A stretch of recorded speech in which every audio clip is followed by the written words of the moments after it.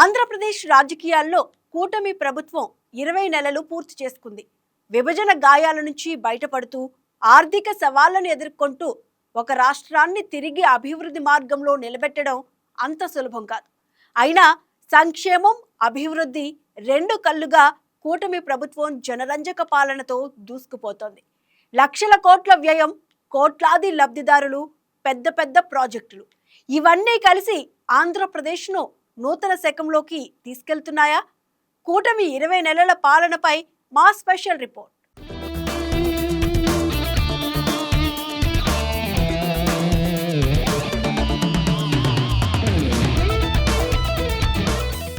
ఇరవై నెలలు ఒక ప్రభుత్వ పనితీరును అంచనా వేసే కీలక దశ.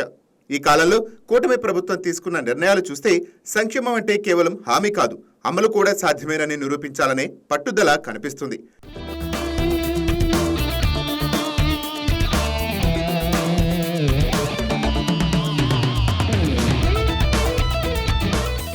విద్యారంగంలో భారీ మార్పులు చోటు చేసుకున్నాయి. లక్షలాది విద్యార్థుల భవిష్యత్తును దృష్టిలో పెట్టుకుని వేల కోట్ల రూపాయలను నేరుగా వారి ఖాతాల్లో జమ చేయడం ద్వారా చదువు ఆగిపోకుండా ప్రభుత్వం ముందడుగు వేసింది. ఒకప్పుడు ఫీజులు కట్టలేక ఇబ్బంది పడిన కుటుంబాలకు ఇప్పుడు విద్య భరోసాగా మారుతోంది.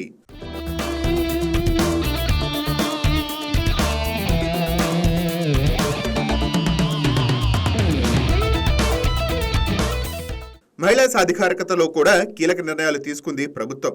ఉచిత బస్సు ప్రయాణం వంటి పథకాలు లక్షలాది మహిళలకు ఆర్థిక ఉపశమనం మాత్రమే కాదు, స్వేచ్ఛగా ప్రయాణించే అవకాశాన్ని కూడా కల్పిస్తున్నాయి. చిన్న చిన్న ఖర్చులు తగ్గటం ద్వారా కుటుంబాలపై భారాన్ని తగ్గించడమే ఇదే మొదటిసారి ఇంత పెద్ద స్థాయిలో కనిపిస్తోంది.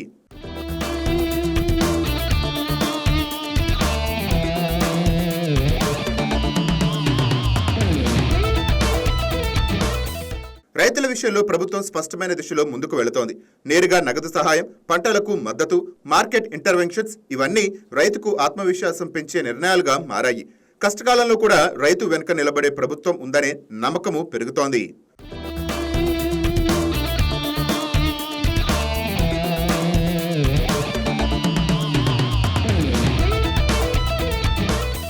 సామాజిక భద్రతలో కూటమి ప్రభుత్వం ఒక కొత్త ప్రమాణాన్ని సెట్ చేసింది. పెన్షన్ వ్యవస్థలో భారీగా ఖర్చు చేస్తూ ప్రతి నెల కోట్లాది రూపాయలు ప్రజల చేతుల్లోకి చేరేలా చర్యలు తీసుకుంది.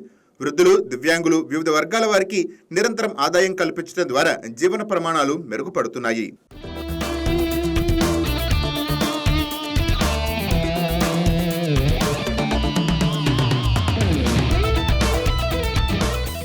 ఉద్యోగాల సృష్టి కూడా మరో కీలక అంశం. వేల సంఖ్యలో టీచర్ పోస్టులు, కానిస్టేబుల్ నియామకాలు చేపట్టడంతో పాటు భవిష్యత్తులో లక్షల ఉద్యోగ అవకాశాలు కల్పించేలా ప్రణాళికలు సిద్ధం చేసింది ప్రభుత్వం. యువతకు ఉద్యోగం మాత్రమే కాదు, అవకాశాల దిశగా మార్గనిర్దేశం కూడా చేస్తోంది.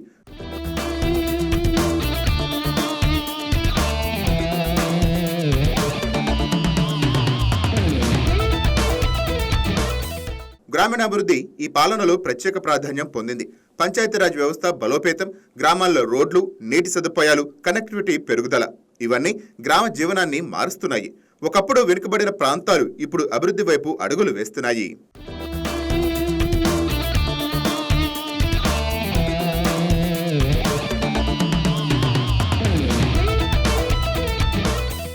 ఆరోగ్య రంగంలో కూడా పెద్ద పెద్ద మార్పులు కనిపిస్తున్నాయి. యూనివర్సల్ హెల్త్ పాలసీ ద్వారా కోట్లాది మందికి ఆరోగ్య భద్రత కల్పించడం, ప్రభుత్వ ఆసుపత్రుల సేవలను మెరుగుపరచడం, అత్యవసర సేవలను బలోపేతం చేయటం ఇవన్నీ ప్రజలకు నమ్మకాన్ని ఇస్తున్నాయి. ఆరోగ్యం హక్కు అనే భావనను ప్రభుత్వం కార్యరూపంలో చూపిస్తోంది.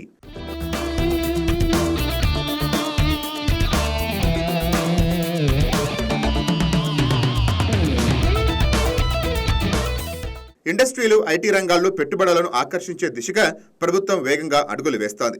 విశాఖపట్నంలో భారీ డేటా సెంటర్లు, అమరావతిలో కొత్త ప్రాజెక్టులు, రాష్ట్రాన్ని టెక్నాలజీ హబ్గా మార్చే ప్రయత్నం జరుగుతోంది. పెట్టుబడులు వస్తే ఉద్యోగాలు వస్తాయి, ఉద్యోగాలు వస్తే అభివృద్ధి వేగవంతం అవుతుంది. ఈ సిద్ధాంతంతో ముందుకు సాగుతోంది ప్రభుత్వం.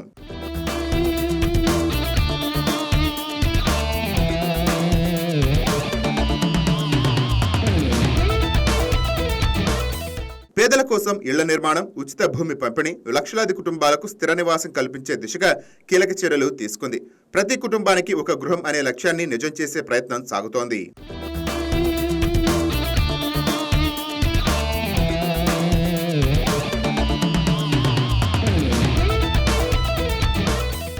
ఇక పరిపాలనలో డిజిటల్ మార్పులు కూడా వేగంగా జరుగుతున్నాయి. వాట్సాప్ గవర్నెన్స్ నుంచి డేటా డ్రివెన్ నిర్ణయాల వరకు ప్రజలకు సేవలు సులభంగా అందేలా సిస్టమ్ను మార్చే ప్రయత్నం స్పష్టంగా కనిపిస్తుంది. అవినీతి తగ్గించడం, పారదర్శకత పెంచడం ఇవన్నీ ఈ మార్పుల ఫలితాలు.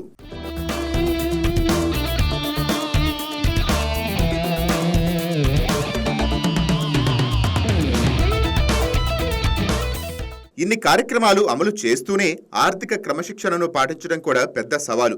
అయినా ఆదాయం పెంచే మార్గాలు అన్వేషిస్తూ పెట్టుబడులను ఆకర్షిస్తూ ప్రభుత్వం బ్యాలెన్స్ సాధించేందుకు ప్రయత్నం చేస్తోంది.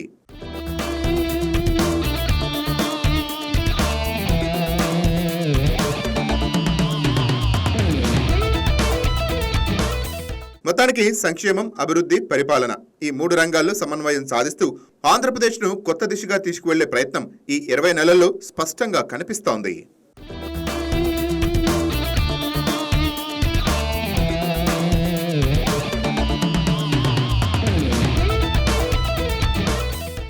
మొత్తానికి కూటమి ప్రభుత్వం 20 నెలల పాలనలో సంక్షేమం నుంచి అభివృద్ధి వరకు విస్తృతమైన కార్యక్రమాలను అమలు చేస్తూ ప్రజల జీవితాల్లో మార్పు తీసుకురావాలనే లక్ష్యంతో ముందుకు సాగుతోంది.